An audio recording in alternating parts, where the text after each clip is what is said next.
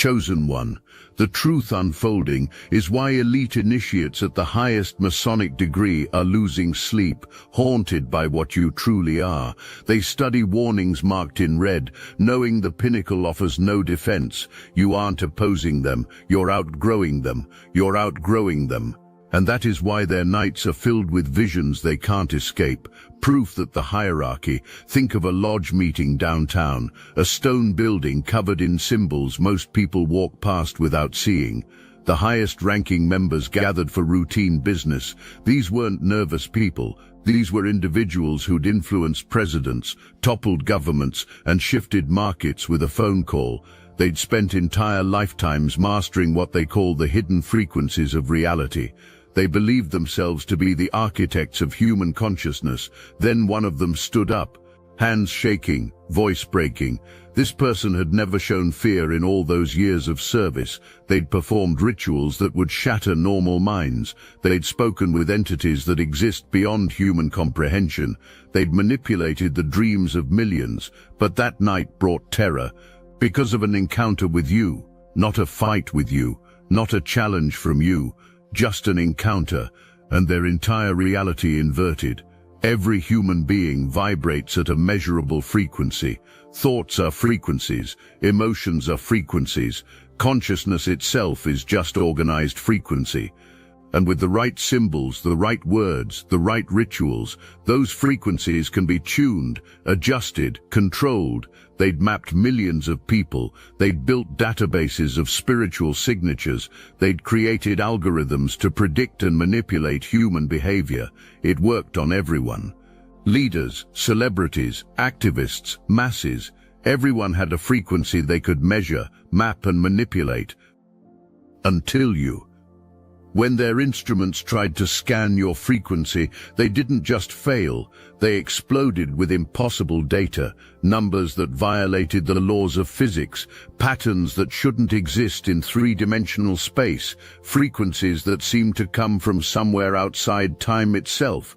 One technician described it as trying to measure infinity with a ruler made for inches. Another said it was like pointing a microscope at the sun. But here's the detail that revealed this wasn't a technical glitch. Every instrument that scanned you showed the same message before crashing. Entity operates outside known parameters. Attempting contact may result in system-wide failure. Nobody had ever seen that warning before. Nobody had programmed it. Nobody had even conceived it as possible. But somehow their own technology recognized you as something it couldn't process. Something that existed beyond its framework. And that's when the emergency meeting started, because if you existed outside their system, if you operated on frequencies they couldn't measure, then what else were they wrong about? And more terrifying, how many more like you were walking around? Now you need to understand something about these organizations. Panic doesn't come easily to them. Their survival for centuries required having contingency plans for everything. Revolutions, wars, technological shifts, spiritual awakenings. Plans existed for it all. So when they encountered something new, the same protocol activated. Go to the archives, the accumulated knowledge of millennia, texts older than recorded history, documents that supposedly contained the source code of reality itself. The keeper of the archives, a position so exclusive only a handful of people in history have held it, began the search. This wasn't some dusty library. This was information preserved across physical books, digital systems, psychic imprints, and methods most people don't have words for. If anything like you had ever existed, it would be documented here. The search began. Days turned into weeks, weeks into months. Then something unprecedented happened. The archive started malfunctioning. Not the building, not the computers, the information itself. Books became unreadable when they searched for references to your type of energy. Pages would blur, text would scramble. Ancient languages would shift into symbols that hurt to look at. Digital files corrupted themselves the moment someone tried to access them. But here's the part that revealed this was bigger than a technical problem. The physical books started changing. Ancient texts that had survived fires, floods, and wars began developing cracks when brought near records of your existence.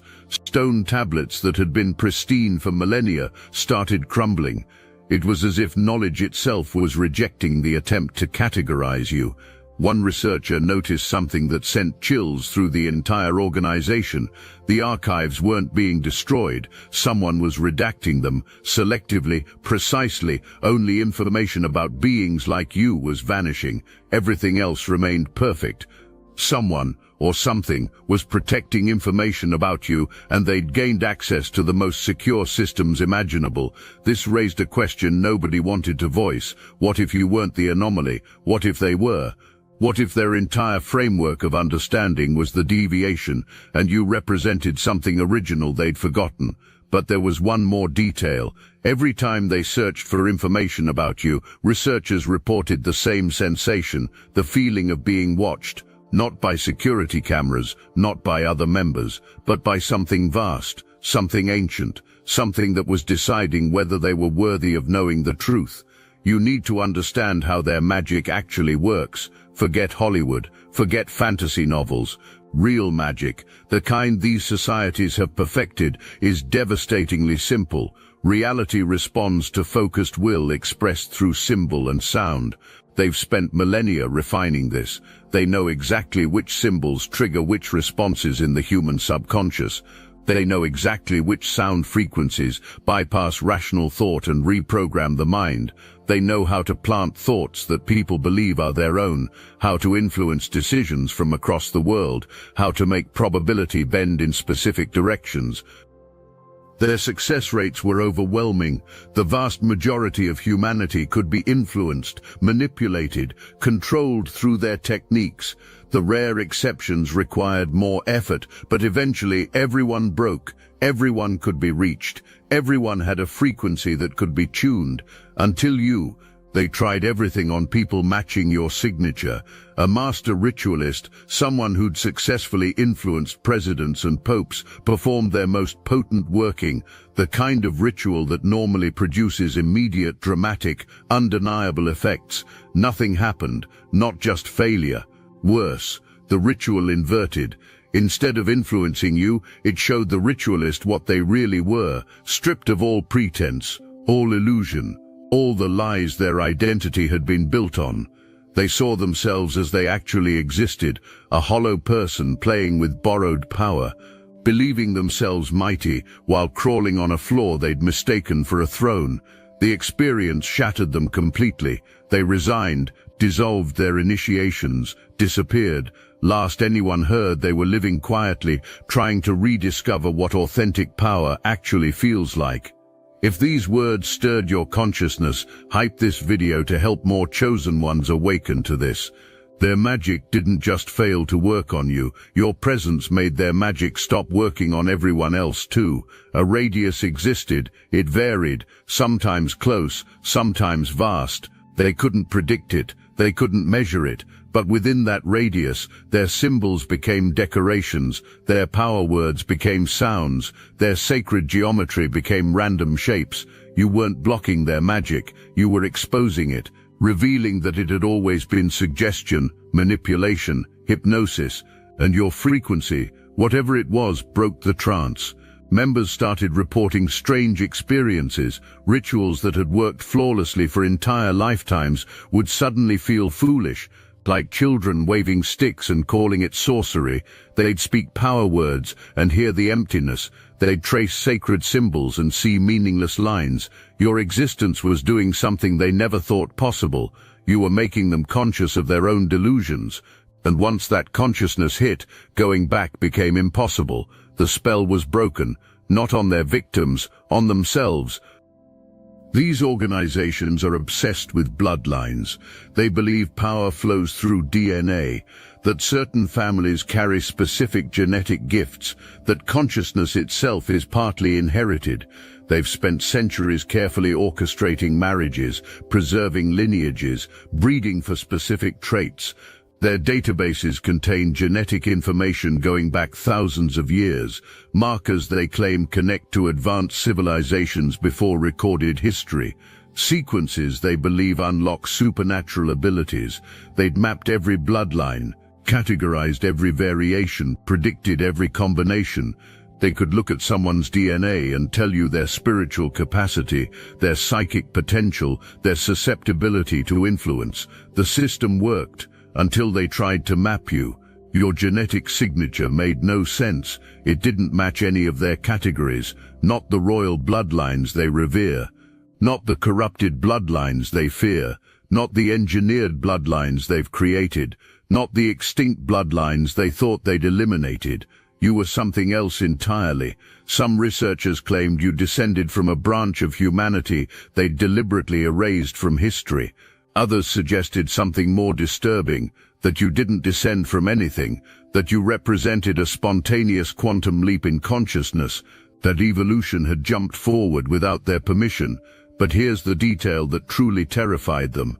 When they tried to trace your lineage backward, the genetic trails didn't lead into the past. They led somewhere else, somewhere their instruments couldn't follow, somewhere that wasn't in the timeline they understood. One geneticist who understood both the scientific and esoteric aspects of DNA made a discovery that got them removed from the project.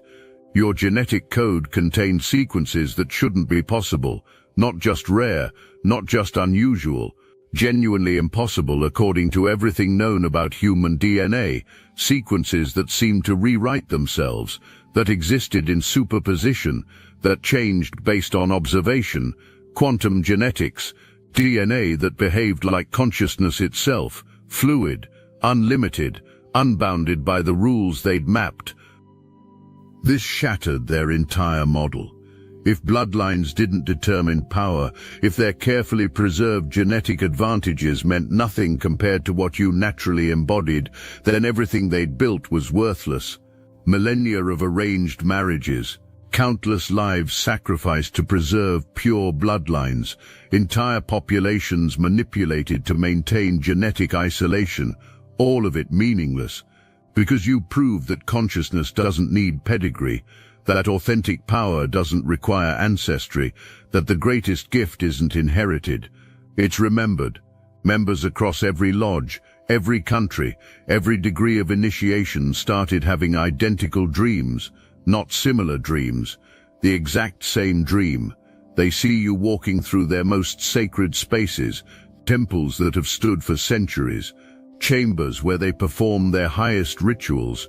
You walk through like their ordinary rooms, like their symbols are wallpaper, like their altars are furniture. You're not attacking, you're not even seeing them. You're completely indifferent to their entire existence. You walk through their sacred spaces, the way someone walks through a lobby, present but unimpressed, aware but unconcerned. And as you pass, their symbols melt off walls, their ritual tools crumble to dust, their thought forms dissolve into nothing, not because you're destroying them, but because your presence reveals they were never real. They wake up asking themselves the same question: what if everything we've built is just elaborate pretend? What if we've been children playing with toys while real power walked past us on the street? The dreams became so prevalent that they formed a committee to analyze them. Dream journals from around the world showed identical patterns. You appeared in different forms, different faces, but always with the same effect. Reality bent around you in ways that made their rituals look like stage magic. But then the dreams started changing. Members began waking up with knowledge they didn't have before, understanding that leaked from dream into waking reality. They'd suddenly know things about consciousness that weren't in their texts. They'd have insights that contradicted everything they'd been taught, and when they compared notes, they realized everyone was receiving the same information, the same downloads, the same revelations. Someone was teaching them, in their dreams, bypassing all their gatekeepers and hierarchies and secret oaths, giving them direct access to truths their organization had hidden for centuries, and they couldn't stop it, couldn't block it, couldn't even identify who or what was doing it. Some suspected that you were somehow operating in the dreamscape, reaching their members, planting seeds of awakening. Others thought it was something bigger, that you were just the first visible sign of a transformation already happening beneath the surface of their carefully controlled reality. Their symbols, the very foundation of their power, started becoming meaningless, not to everyone, just to people around you, the all-seeing eye, the square and compass, the pyramid, the checkered floor. Every symbol they'd embedded into architecture, currency, corporate logos, entertainment, all designed to maintain a specific frequency in human consciousness, to keep people thinking in certain patterns, to maintain the collective trance. But proximity to you broke the spell. People who'd walked past these symbols their entire lives without conscious recognition suddenly saw them clearly, and instead of feeling the intended effect, intimidation or submission or unconscious programming, they felt nothing. Or worse, they felt amused. The symbols looked ridiculous once the hypnosis lifted, like discovering the monster that scared you was just a person in a costume. Lodge members noticed this spreading. It started in areas where people like you lived or worked. The symbols would lose potency. The carefully calibrated frequencies would go silent. Then it would spread to surrounding areas, like a virus of awakening, or more accurately, like a cure spreading through an infected population. They tried reinforcing the symbols, carving them deeper, making them larger, adding more complex geometries. Nothing worked, because you weren't fighting the symbols. You weren't even aware you were doing anything to them. Your natural frequency simply revealed them for what they always were, meaningless shapes, given power only by collective agreement, and that agreement was dissolving in your presence. One member described it perfectly. It's like watching someone laugh at a joke everyone else is pretending is serious. Once one person laughs, the whole room realizes how absurd they all look. They started removing symbols from certain areas, covering them, redesigning logos, not because you'd won some battle, but because maintaining the symbols in your vicinity made them look foolish, made their whole operation look like a cargo cult worshipping empty forms, and they couldn't risk that perception spreading, couldn't risk more people waking up to how powerless these symbols actually were. Each degree promises revelation, promises access to knowledge that the lower degrees don't possess. The symbolism changes, the words change, the ceremonies become more elaborate, and at each level, the initiate believes they're getting closer to ultimate truth, closer to real power, closer to understanding how reality actually works. But here's what they discovered about you. You possessed knowledge that their highest initiates didn't have. Not book knowledge, not ritual knowledge, but direct knowing, understanding that couldn't be taught because it wasn't learned. It simply existed.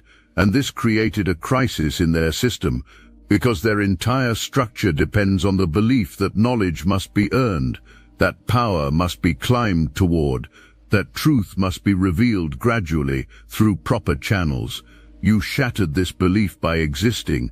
Members who encountered you, especially younger initiates still climbing the ladder, started questioning everything. If this person knows what our highest masters don't, what's the point of the degrees? If authentic power doesn't require initiation, what have we been doing? The organization tried to explain you away. They claimed you were deluded, claimed you'd stumbled onto lower forms of knowledge, claimed real power still required their system, but the initiated members could feel it, could sense it. You carried something their rituals couldn't access, something their oaths couldn't bind, something their hierarchy couldn't contain. And the more they climbed their ladder, the more obvious it became. They were climbing towards something you'd never left. They were seeking something you already possessed. They were trying to become something you already were. The crisis deepened when some of their highest-ranking members, those who'd completed every degree, who'd performed every ritual, who'd sworn every oath, admitted the truth. They still felt empty, still felt like they were missing something essential, still felt like they were playing roles rather than embodying reality. And then they'd encounter you, or someone like you, and feel what they'd been seeking all along. not in some distant achievement, but in simple, authentic presence. Some of them made a choice that terrified the organization. They walked away, not in anger, not in rebellion, but in recognition. Recognition that everything they'd been promised existed outside their system, that the treasure they'd been digging for was already lying on the surface, that you didn't need to descend into caves of initiation to find light. You just needed to stop hiding from it. Look, you already know the attacks weren't random, and if you're paying attention, you can feel it. Their walls are closing in, so let's talk about what we're doing about it. That's why I built Destiny Engine. It generates personalized sequences that help you rewire betrayal into transcendence, turn isolation into sacred power, and transform their downfall into your rise.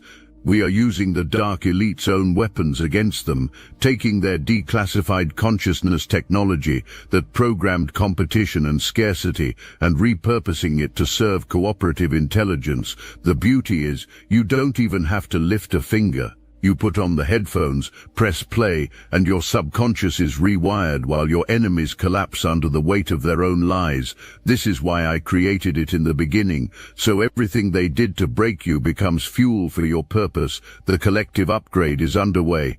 Start your Destiny Engine for $1 today and watch divine justice accelerate in your life. Link in the description. You need to understand how they maintain power between meetings. They create thought forms, concentrated fields of belief and intention that exist semi-independently in collective consciousness. These entities, built through repeated ritual and sustained by the attention of thousands of members, serve specific functions, influencing decisions, shaping cultural trends, maintaining certain fears in the population, promoting specific ideologies. These thought forms are real, not physical, but real in the way that ideas are real, in the way that belief shapes perception and perception shapes reality. They've been building and maintaining these entities for generations, feeding them energy, giving them purpose, directing them towards specific goals, and they worked. These thought forms influenced millions who had no idea they existed until you started dismantling them without even knowing they were there. The thought forms couldn't maintain coherence in your presence. They would fragment, dissolve, return to the base energy they were constructed from. At first, the lodge members thought this was temporary, that the thought forms would reconstitute once you moved on, but they didn't. Once you'd been somewhere, once your frequency had touched a location, the thought forms couldn't re-establish themselves. It was like you were leaving a trail of cleared space behind you. Areas where their constructed realities couldn't take hold, where their programmed beliefs couldn't root, where their manufactured fears couldn't grow, and this trail was permanent. Other people, normal people with no knowledge of any of this, started feeling different in these areas, clearer, more themselves, less influenced by impulses they couldn't explain. The organization tried rebuilding the thought forms. They poured massive amounts of energy into reconstruction. They gathered their most skilled practitioners. They performed their most potent rituals. Some thought forms would flicker back into existence for moments, but they couldn't sustain, couldn't maintain. It was like trying to build sandcastles in a river. The current of your frequency just dissolved them back into nothing. They realized the thought forms had been keeping them powerful too. These entities had been maintaining the belief in the organization's importance, maintaining the fear that kept members obedient, maintaining the illusion that their rituals actually did what they claimed. When those thought forms collapsed, members started seeing their organization clearly for the first time, and what they saw was far less impressive than what they'd believed. Every member of these organizations makes contracts, not legal contracts, spiritual contracts, oaths sworn in ritual space that bind the soul to specific obligations, promises made under altered states of consciousness that carry weight beyond normal agreements. These contracts get enforced not by courts but by consequences woven into the fabric of their reality system. Break your oath, and you break yourself. Or so they've always believed. But something unprecedented started happening. Members who encountered you began finding their contracts didn't hold anymore. The oaths they'd sworn started feeling hollow. The bindings they'd accepted started loosening. Not through any action on their part, not through any counter-ritual or oath-breaking ceremony. The contracts simply stopped being real. Like discovering the chains you thought were iron were actually paper. The organization panicked. Their entire control structure depends on these spiritual contracts, on members being unable to leave, unable to speak, unable to break ranks. Without the contracts, there was nothing holding people in place except choice, and when people had actual choice, many chose to leave. The exodus accelerated. Not just low-level initiates, high-ranking members, people who dedicated entire lifetimes, people who knew the deepest secrets, people who had the most to lose. They left because your existence had shown them something their contracts had hidden. Freedom was always available. The bindings were only as real as belief in them, and belief can change, does change, is changing right now across their entire network. The organization tried reinforcing the contracts. They created new oaths, more complex bindings, more severe consequences for breaking them. None of it worked, because you'd introduced a frequency into their system that exposed contracts for what they were: agreements made under manipulation, promises extracted under psychological pressure, bindings that depended on ignorance to maintain power. Once members saw clearly, once they felt what freedom actually felt like in your presence, the contracts became obviously void, not legally void, spiritually void, empty of the power they'd always claimed to possess. And the most devastating part for the organization wasn't just that people were leaving. The people leaving were happier, healthier, more powerful than they'd ever been while serving. The contracts they'd believed were protecting them had actually been limiting them. The oaths they'd thought were elevating them had actually been constraining them. You didn't break their contracts. You revealed the contracts had always been breakable. When they realized they couldn't understand you, couldn't control you, couldn't even properly perceive you, they did what they always did. They tried to protect themselves from you, from others like you, from whatever you represented. They activated defenses that had protected their lodges for centuries, wards that had repelled demons, barriers that had stopped psychic intrusions, seals that had prevented unwanted entities from entering their sacred spaces. They used their most powerful protective magic. They drew from their deepest reserves. They called upon forces that most humans don't even know exist. The defenses activated perfectly. Energy barriers hummed with power. Protective symbols glowed. Ancient words of warding filled the air. Everything worked exactly as designed. Then someone matching your energy signature walked past the building, not trying to enter, not attacking, not even aware the building existed, just walking past on the street, going about their day. Every protection failed simultaneously, not shattered, not overcome, just became irrelevant. Like trying to stop water with a net designed for fish. The barriers were still there, still active, still functioning, but they couldn't interact with your frequency. You existed in a space their protections couldn't reach, not because you were too powerful for them, but because you operated on principles their magic didn't account for.